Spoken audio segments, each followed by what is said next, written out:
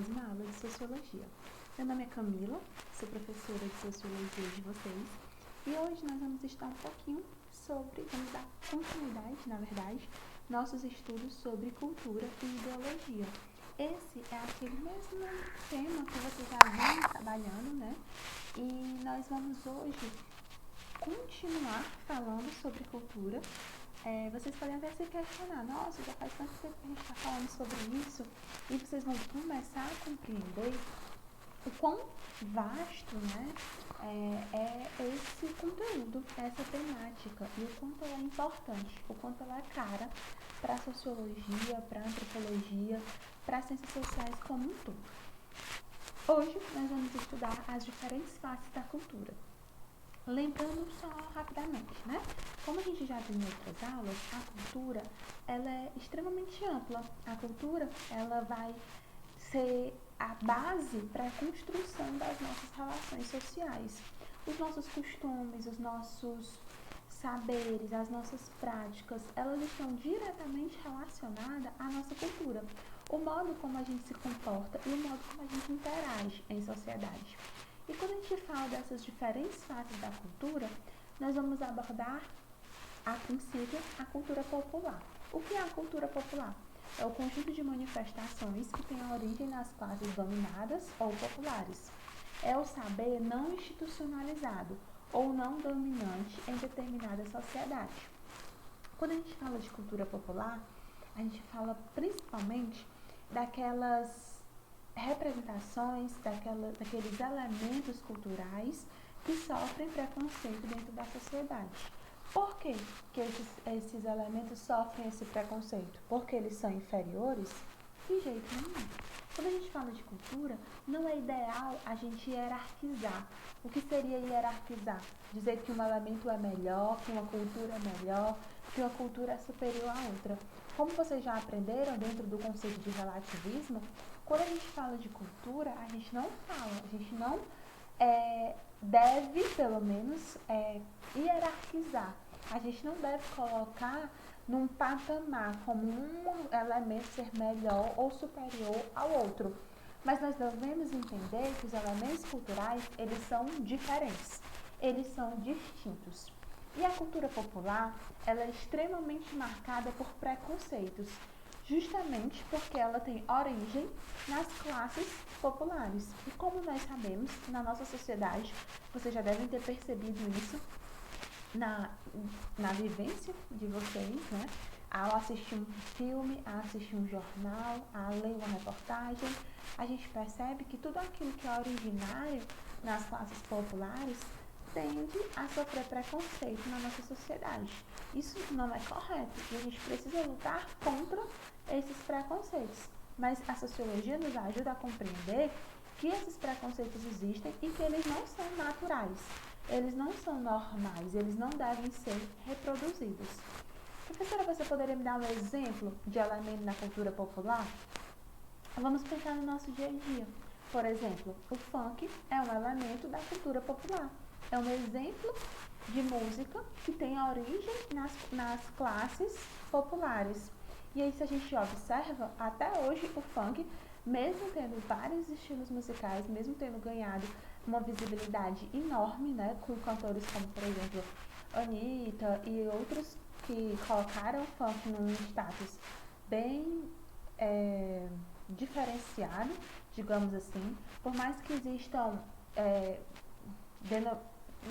não sei se eu posso falar denominações, mas ramificações do funk, como por exemplo o funk ostentação, ainda assim o funk em geral ele é criminalizado, ele é marginalizado, justamente por conta dessa origem popular.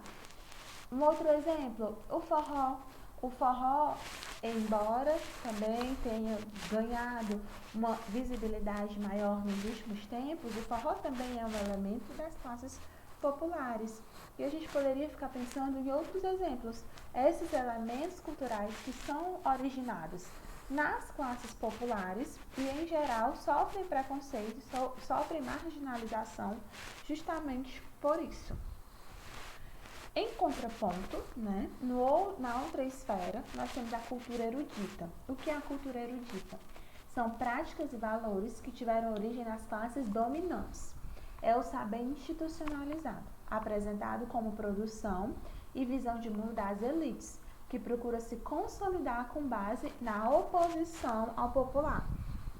Se de um lado a cultura popular ela foi criada pelo povo e ela é consumida principalmente pelo povo, pelas classes dominadas, pelas classes populares, a cultura erudita é o oposto disso. A cultura erudita é aquela cultura clássica, aquela cultura das elites, aquela cultura que foi produzida pelas elites para as elites. Um exemplo de elemento da cultura clássica, o balé. Ah, professora, mas eu sou pobre e danço balé. Ok. Mas, em geral, o balé, ele pertence a essa cultura erudita. Hoje, nós já, do mesmo jeito que alguns elementos da cultura popular experimentam essa elitização, alguns elementos da cultura erudita vão experimentar uma certa popularização, mas ainda assim ela tem suas origens e suas marcas na elite. A música clássica, a ópera, por exemplo. Prova disso são os valores que a gente não encontra um ingresso para assistir uma ópera a preços populares. São manifestações artísticas que são, em certa medida, restritas. Claro que eventualmente existem essas adaptações e essa popularização, mas isso são coisas mais eventuais. Em geral, vai existir essa distinção. Também podemos falar da cultura de massa. O que é a cultura de massa? Já sei, professora, comer pizza. Não, gente, não é por aí. É produzida pelos meios de comunicação e destinada às massas urbanas. Caracteriza-se por ser homogênea e vinculada a interesses comerciais. A cultura popular e a cultura erudita, elas são produzidas para serem vendidas também, mas elas são produzidas para a questão da diversão, do lazer, tem várias outras motivações, além, claro, da comercialização, já que a gente vive numa sociedade capitalista. Mas a cultura de massa, ela é justamente a comercialização da cultura. Ela é produzida, sobretudo, pelos meios de comunicação e ela transforma a cultura em mercadoria.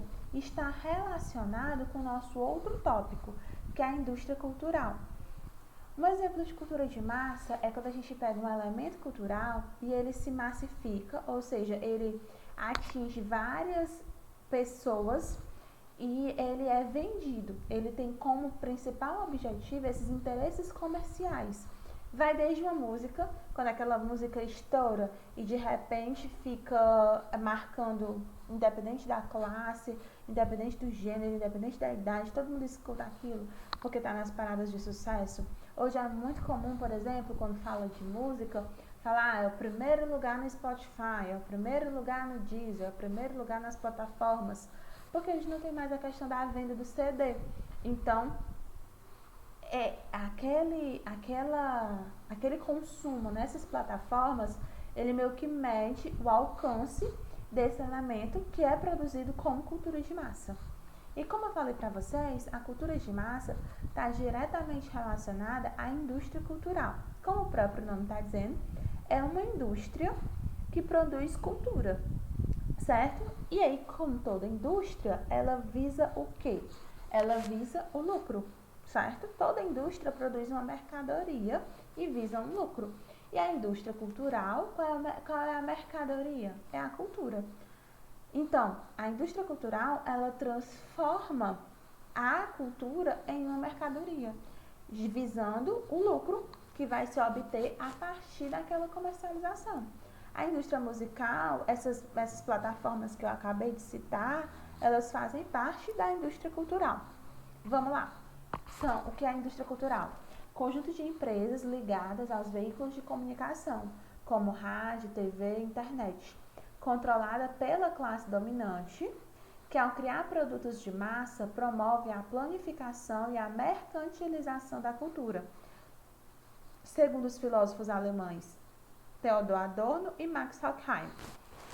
Theodor Adorno e Max Horkheim são dois filósofos alemães que são responsáveis por serem os pioneiros nos estudos sobre a indústria cultural. Eles começaram a refletir isso que eu acabei de falar para vocês. Nós vivemos em uma sociedade capitalista onde se visa o lucro, né? Onde nós temos como base o ganho. E aí a cultura acaba sendo inserida nesse mercado. Quem faz essa inserção? A indústria cultural. Começam a haver empresas que pegam esses elementos da cultura e visam ganhar dinheiro. Voltando, por exemplo, da música que eu acabei de falar, né? Porque o conceito de indústria cultural está muito ligado com o conceito da cultura de massa. Por quê? Porque a indústria cultural tem como objetivo transformar alguma coisa em cultura de massa. Porque quando essa coisa se transforma em cultura de massa, significa que tem muita gente consumindo, tá? Uma música, por exemplo, o objetivo quando se lança essa música é fazer com que ela pegue e que seja consumida por muitas pessoas. Então, quando a gente baixa, hoje em dia, aqui falam, TV e internet, né? Hoje, a indústria cultural, ela está muito presente nas nossas redes sociais. Por exemplo, quando a gente começa a usar nos nossos stories lá no Instagram, né, nas redes sociais de uma maneira geral, as músicas que estão na moda, as músicas que estão fazendo sucesso, a gente está dando visibilidade a esse produto da indústria cultural. E a gente está sendo atingido por essa cultura de massa e gerando lucro, certo? O que é essa planificação e mercantilização da cultura? A planificação é que muita gente consome a mesma coisa, então fica tudo muito parecido. Vocês podem prestar atenção no cotidiano de vocês. Se você abre lá a sua rede social e você vai passando, né? Quase todo mundo não, mas muita gente usando a mesma música. É um exemplo de cultura de massa. E quem promoveu isso? A indústria cultural, que pode ter sido rádio, hoje nem tanto, a TV ou a própria internet. E aqui eu destaquei o nome do Theodor Adorno e do Max Horkheim. É importante vocês prestarem atenção. A professora tem que saber onde eles nasceram, onde eles morreram. A gente não foca tanto aqui neles, mas a gente foca nas ideias deles, tá? E é isso que vai ser importante para vocês quando chegar lá no Enem. Depois a gente vai resolver uma questãozinha que vai falar justamente sobre a concepção desses autores. Dando sequência à nossa aula, nós vamos falar também, né, continuar falando sobre essa relação da internet e da indústria cultural. É uma relação de liberdade e de controle, né? É interessante a gente perceber esse binômio. A internet, ela nos dá certa liberdade. Por quê? A gente não é mais obrigada a ver só aquilo que passa na TV, só aquilo que as pessoas escolheram pra gente ver naquele determinado horário. A gente tem maior liberdade. No entanto, existe um controle por trás disso, né? E aí a gente percebe isso, tem uma coisinha chamada algoritmos que organizam, em certa medida manipulam as nossas redes sociais e eles orientam muito o que a gente vai ver. Então, se você começa a ver um determinado tipo de postagem, aquilo ali vai ser muito oferecido para você. Isso porque, como Manuel Castells, que é um outro filósofo, outro sociólogo, vai falar, nós vivemos em uma sociedade da informação, onde tudo está baseado e está muito pautado nessa informação. Vocês podem, com certeza vocês já prestaram atenção nisso, né? Quem usa muito a internet, quando você faz uma busca por alguma coisa, no Google ou em qualquer outro site de busca, você faz lá a busca. Depois você começa a ver aquilo muito nas suas redes sociais. Isso por quê? Porque os algoritmos da internet entendem que você tem interesse naquele assunto ou naquele produto e vão te ofertar aquilo, certo? Então, por isso que a internet, a indústria cultural, é esse misto de liberdade e controle. Se você começar a ver muito lá na busca da sua rede social, se você começa a ver muito um determinado assunto, aquele assunto ele fica muito ofertado para você. E aí, eu tô falando da internet já para entrar na teoria do Pierre Levy, que vai falar sobre a cybercultura. Eu coloquei aqui cybercultural, né? Mas seria mais conveniente falar cybercultura, tá? Por quê? O que é essa cybercultura? Cyber vem de internet e a cultura é tudo isso que a gente já está falando, né? Então, é uma cultura que é construída dentro da internet. A internet hoje nos influencia no estilo de música, nos influencia no estilo de roupa. Prova disso é esse boom de influencers, né? Se tornou uma profissão ser influenciador, e aí que a gente vai chamar de influenciador digital. E é interessante a gente refletir sobre isso, sobre como a nossa cultura ela vai sendo construída dentro da internet e como a internet influencia a nossa cultura. A internet, dentro dessa lógica da cybercultura, né? A internet, como meio de comunicação de massa, tem sido tema de grandes debates que dividem opiniões em torno de argumentos como: primeiro argumento, a internet garante maior liberdade para divulgação e acessos a bens culturais produzidos à margem da grande mídia, sendo um meio propício para o fortalecimento de ideias democráticas. O que isso quer dizer? A internet tem um lado positivo, né? Ela democratiza o acesso. Por exemplo, se eu produzo um conteúdo interessante, eu posso postar nas minhas redes sociais e esse conteúdo ele vai ter um livre acesso. Se qualquer um de vocês que estão vendo essa aula, se vocês têm um canal no YouTube, por exemplo, tenho certeza que muitos de vocês cantam bem, ou dançam bem, ou desenham bem, enfim, diversas habilidades. E aí vocês começam a divulgar essa arte, essa prática de vocês na internet, e vocês têm maior visibilidade. E se a internet não fosse do jeito que ela é, você muito dificilmente teria como divulgar o seu trabalho, a sua arte, num programa de televisão, por exemplo. Então, a internet, ela em certa medida democratiza. Ela nos possibilita ter acesso a coisas que antes a gente não teria, certo? O segundo argumento: a internet funciona como um meio de propagação dos interesses das indústrias fonográficas, cinematográficas, jornalistas, televisivas, etc., que fortalecem sua divulgação e vendas de produtos culturais dentro e fora dela. Aí isso aqui é aquilo que eu falei. Às vezes você faz uma busca e de repente aquilo fica aparecendo direto, né? Aquelas publicações que são impulsionadas por patrocinadores. Então, muitas vezes a internet ela vai ser um campo muito propício para diversas propagandas, certo? E aí isso pode ser visto como um ponto positivo ou como um ponto negativo.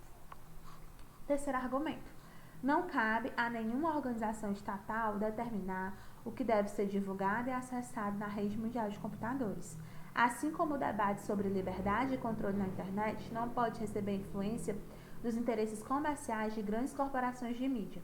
Então, o Estado, né, nós vivemos numa democracia, o Estado ele não pode dizer o que pode ter ou não na internet. E as grandes corporações elas não têm domínio sobre isso. Por quê? Ou pelo menos não deve ter, né? Por exemplo, na televisão, se você está assistindo um canal X ou um canal Y, você vai assistir aquilo que a galera que organiza aquele canal quer que vocês assistam. Enquanto na internet existe uma maior liberdade, existe uma maior pluralidade.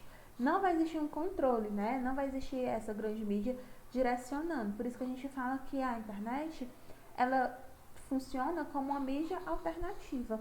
Justamente por aquilo que a gente falou no primeiro argumento, né? Muita gente tem condição de estar divulgando diversas coisas dentro da internet, sem ter necessariamente que passar por esse rigor de uma produtora, enfim, de uma grande corporação. Para finalizar a nossa aula de hoje, a gente vai falar um pouquinho sobre cultura, identidade, redes e fluxos no século XXI. Primeiro vamos entender o que é identidade social. É o reconhecimento consciente do pertencimento a uma coletividade específica, com características distintas aos demais grupos. É uma identificação. Nós temos uma identidade, um RG, mas nós temos uma identidade social. Ou seja, a professora não tem o nome, eu uso o meu nome lá do RG. Não é nome social, gente, é identidade social. Ou seja, é como eu me identifico na sociedade, como me reconheço. Nós somos seres sociais, então nós vivemos em grupos. Nós fazemos parte de grupos. E aí essa identidade social é com quais grupos nós nos identificamos, tá? Então, e aí isso vai nos permitir já adentrar no próximo tópico, que são sobre as tribos urbanas. Mas antes, deixa eu ler rapidinho esse segundo tópico para vocês. Na modernidade, as nações representam comunidades simbólicas, que serviam de base para a construção de identidades coletivas, enquanto na contemporaneidade percebe-se uma flexibilização das identidades cada vez mais contextuais e móveis. Ou seja, na modernidade, na Idade Moderna, as pessoas tinham uma identificação muito grande com a sua nação. Então, existia um nacionalismo muito intenso. Já na contemporaneidade, nos dias de hoje, isso já é mais flexível, tá? Um exemplo, eu não conheço todos, mas acredito que pelo menos um de vocês se identifique com a cultura K-pop, tá? Acho difícil que tenha alguém que seja coreano, né? Me perdoem se eu estiver errado. Mas, com certeza, alguém vai se identificar com essa cultura, certo? Então, porque na contemporaneidade existe essa maior flexibilização. As identidades não se restringem mais só à nação.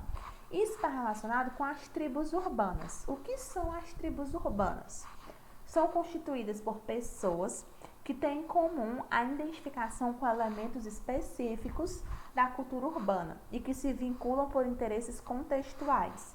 Podem ser vistas como a forma primordial da construção das identidades juvenis nesse início do século.